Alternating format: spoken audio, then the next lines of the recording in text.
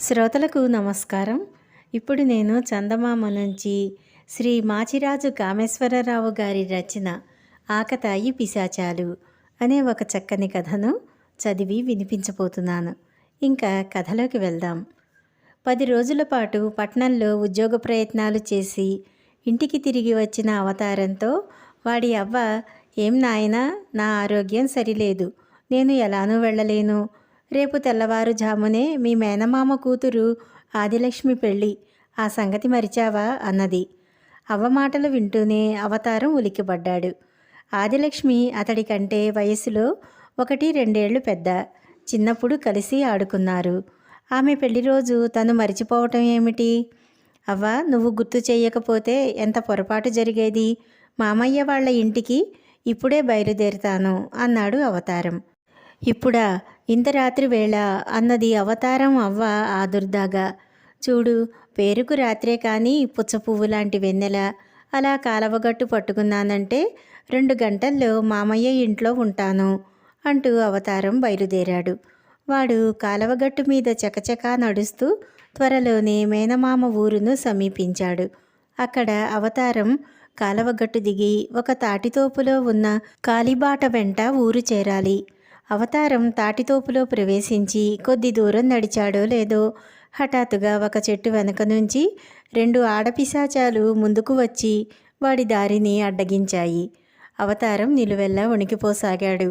అప్పుడు పిశాచాల్లో ఒకటి, "నీ అవతారం చూస్తుంటే ఎవరైనా ధైర్యవంతుడివనుకుంటారు.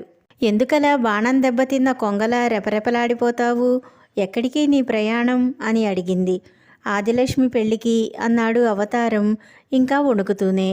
ఆ మాటలు వింటూనే పిశాచాలు ముఖాముఖాలు చూసుకుని కేరింతలు కొడుతూ, "చూడు, ఆదిలక్ష్మి పెళ్ళో అనంతలక్ష్మి పెళ్ళో ఏదైనా మాకొకటే, మేము వస్తాం" అన్నాయి. అప్పటికి అవతారం కాస్త స్థిమితపడి, "సంగతి తెలిసాక మామయ్య నా చర్మం ఒలిచేస్తాడు. పెళ్ళికి పిశాచాలను వెంట పెట్టుకుపోవటమా?" అన్నాడు. "వెంట పెట్టుకుపోకపోతే ఇప్పుడే చర్మం ఒలిచేస్తాం. మరేమంటావిప్పుడు?" అని అడిగాయి పిశాచాలు. ఇక తప్పదనుకుని అవతారం, "ఇప్పుడే మీ చేత చర్మం ఒలిపించుకునే కంటే తప్పనిసరైతే ఆదిలక్ష్మి పెళ్లి చూశాక మామయ్య చేత ఆ పని చేయించుకుంటాను. మీరు కాస్త గుట్టుమట్టుగా నా వెంట రాలేరా?" అని అడిగాడు పిశాచాలను. "అదంతా మాకొదులు, ముందు నువ్వు కదులు" అన్నాయి పిశాచాలు తృప్తిగా. అవతారం నడక సాగించాడు. పిశాచాలు మరి కనిపించలేదు. అయితే వాడు మేనమామ ఇంటిని సమీపిస్తూ ఉండగా పిశాచాలు 2 ముందే పెళ్లి పందిరిని సమీపించి మెడ నిండా నగలతో పట్టుచీరలతో ఇంట్లో ప్రవేశించాయి. ఇది చూసి అవతారం భయంతో వణికిపోతూ పెళ్లి పందిరి దాటి వాకిట్లోకి రాగానే అక్కడ వాడి మేనమామ ఎదురుపడి, "ఏమిటలా గజగజలాడిపోతున్నావు? నేను పెళ్లి పనుల హడావిడిలో ఉన్నాను. పోయి కాసేపు ఆ పక్క గదిలో నడుం వాల్చు, తరువాత వైద్యుణ్ణి పిలిపిస్తాను" అంటూ వెళ్ళిపోయాడు. అవతారం గదిలోకి పోయి ఒక మూలగా చాప మీద మునగ తీసుకుని పడుకున్నాడు. ఈ లోపల పిశాచాలు 2 తమ ఇష్టానుసారం అల్లరి పనులు ప్రారంభించాయి. ఆడపెళ్లివారు మగపెళ్లివారికి ఎదురుగా ఉన్న మండువా ఇంటిని విడిదిగా ఇచ్చారు. పిశాచాల్లో ఒకటి పెళ్ళికొడుకు తల్లిగా రూపం మార్చుకుని పెళ్లికూతురు ఉన్న గదిలోకి వెళ్ళింది. కాబోయే వియ్యపురాలిని చూసి ఆదిలక్ష్మి తల్లి, "రావదినా, రా" అంటూ ఆహ్వానించింది. "నువ్వు ఇవ్వబోయే సారే ఏపాటి ఘనంగా ఉన్నదో చూడాలని వచ్చాను వదినా" అన్నది పిశాచం.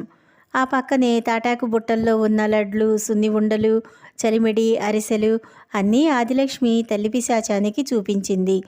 పిశాచం చలిమిడి కొద్దిగా తీసుకుని నోట్లో వేసుకుని, "ఈ దిక్కుమాలిన చలిమిడి మీ అమ్మాయి రంగులాగే ఉన్నది, మరీ పాత బెల్లంతో గాని చేయించావేమిటి?" అన్నది. ఆ ప్రశ్నకు ఆదిలక్ష్మికి ఆమె తల్లికి మనసు చివుక్కుమన్నది. తరువాత పిశాచం అరిసెలకు సున్ని ఉండలకు కూడా బావోలేదంటూ పేర్లు పెట్టి, "మరి 2 బుట్టల్లో బూరెలు పులిహోర సర్దించు" అన్నది. ఆదిలక్ష్మి తల్లి నిర్ఘాంతపోయి, "వాటికి అంత తొందరేం వదినా, అవి మర్నాటికే పులిపెక్కిపోతాయి కదా" అన్నది. "మా ఇంటి కోడళ్ళు అలా పులిపెక్కినవి పాచిపోయినవి తినడం ఆనవాయితీ. ఈ లడ్లు పులుపు కంపు కొట్టడానికి 10 రోజులు పడుతుంది. అప్పటిదాకా బూరెలు పులిహోర తింటుంది మీ అమ్మాయి" అన్నది పిశాచం. గౌరీ పూజకు సిద్ధమవుతున్న ఆదిలక్ష్మికి ఆ మాటలు వినగానే పెద్ద గరిటితో కడుపులో దేవినట్టయింది. ఆమె చప్పున పెరట్లోకి పరిగెత్తి భళ్ళున వాంతి చేసుకున్నది. ఆమె తల్లి హడావిడి పడుతూ కూతురు వెనకగా పెరట్లోకి వెళ్ళగానే పిశాచం రూపం మార్చుకుని గదిలో నుంచి వెళ్ళిపోయింది. ఆదిలక్ష్మి చన్నీళ్లతో ముఖం కడుక్కుని, నా కంఠంలో ప్రాణం ఉండగా ఈ పెళ్లి చేసుకోను అన్నది తల్లితో. ఆ మాటలకు ఆమె తల్లి కంగారు పడిపోయి భర్తను వెతికేందుకు వీధికేసి పరిగెత్తింది. ఇక రెండో పిశాచం పెళ్ళికొడుకు వాళ్ల విడిది ఇంట్లోకి వెళ్ళింది. పనంతా ఆడపెళ్లివారిదే కావటంతో మగ పెళ్లివారంతా కునికిపాట్లు పడుతున్నారు.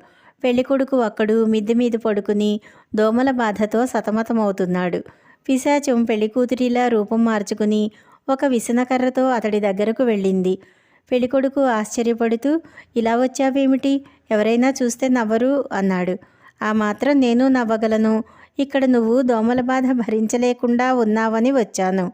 మా ఊరి దోమలు కందిరీగల్నే వెన్నంటి తరమగలవు, వెధవ దోమలు అంటూ పిశాచం విసనకర్ర కాడతో పెళ్ళికొడుకు చేతి మీద బలంగా కొట్టింది.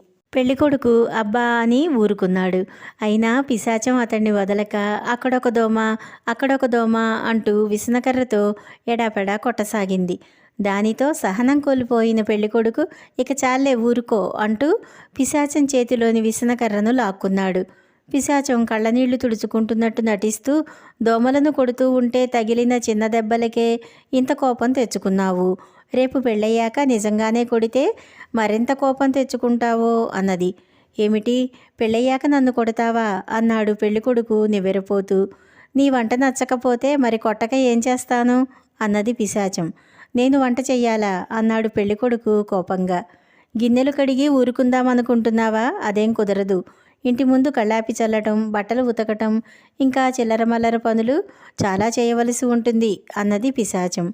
పెళ్ళికొడుకు లేచి నిలబడి, నీకు కావలసింది భర్త కాదు పాలేరు అంటూ పరుగు పరుగున మిద్దె దిగి తల్లిదండ్రుల దగ్గరకు పోయి జరిగినదంతా చెప్పి, నేను చస్తే ఆ పిశాచిని చేసుకోను అన్నాడు.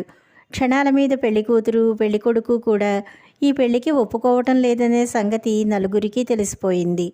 అటూ ఇటూ వచ్చిన బంధువులు, ఇదేమైనా బొమ్మలాట అనుకుంటున్నారా, ఎందుకు చేసుకోరో చెప్పండి అని రెండు పక్షాల వాళ్లను నిలదీసి అడిగారు. పెళ్ళికొడుకు తల్లి పరమ గయ్యాళి, ఇంతకు కొంచెం సేపు ముందు వచ్చి నానా మాటలు అన్నది అన్నారు ఆడపెళ్లివారు. భోజనాలు చేశాక ఆడపెళ్లివారింటికి నేనెప్పుడు వెళ్ళాను అంటూ పెళ్ళికొడుకు తల్లి నిర్ఘాంతపోయింది. పెళ్ళికూతురు లంకిణి పెళ్ళయ్యాక మొగుడు చేత అడ్డమైన చాకిరీ చేయిస్తానని ఇప్పుడే చెప్పి వెళ్ళింది అన్నారు మగపెళ్లివారు. ఆ మాటలకు ఆదిలక్ష్మి ఆశ్చర్యపోయింది. ఆడామగ పెళ్లివాళ్లకు ఒకరు చెప్పేది ఒకరికి అర్థం కాక గొడవ పడసాగారు. పిశాచాలు తాము ఆడిన నాటకం బాగా రక్తి కట్టిందంటూ నవ్వుకోసాగాయి. ఇలా కొంతసేపు జరిగాక విసిగిపోయిన ఆదిలక్ష్మి తండ్రికి అవతారం గుర్తుకొచ్చాడు. ఆయన అవతారం గదిలోకి వచ్చి వాడి ఒళ్ళంతా ముచ్చెమటలు పోసి ఉండటాన్ని గమనించి, ఎవరైనా వెళ్ళి ఆంజనేయుల్ని తీసుకురండి అంటూ పెద్దగా కేకపెట్టాడు. ఆంజనేయులు ఆ ఊళ్ళో పేరుమోసిన వైద్యుడు. ఆంజనేయులు అన్న మాట వింటూనే మెడబరువు నగలతో పట్టుచీరలతో ధగధగా మెరిసిపోతున్న పిశాచాలు రెండు కెవ్వుమని అరిచి నల్లపిల్లుల్లాగా మారి చీకట్లోకి పారిపోయాయి. అది చూసి పెళ్లివారిలో కొందరు ఆశ్చర్యపోయారు. మరికొందరు పొట్టలు చెక్కలయ్యేలా నవ్వుకున్నారు. తరువాత అవతారం ద్వారా అందరికీ జరిగినదేమిటో తెలిసింది. ఇంత గొడవకు ఆకతాయి పిశాచాలు ఆడిన నాటకం కారణమని అందరూ గ్రహించారు. అనుకున్న ముహూర్తానికి ఆదిలక్ష్మి పెళ్ళి హాయిగా జరిగిపోయింది. ఈ కథ ఇంతటితో సమాప్తం. నమస్కారం.